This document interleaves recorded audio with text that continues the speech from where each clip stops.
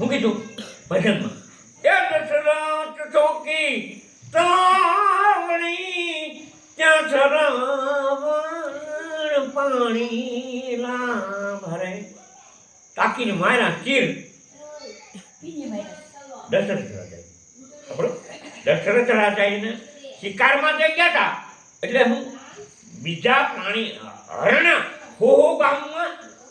ગાવની સીમ હોહો ગાવ કઈક કયું જાય ખેડૂત એમાં હરણ છે ને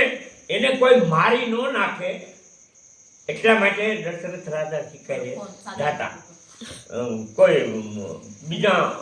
પ્રાણી મારી નાખે ને હરણાવને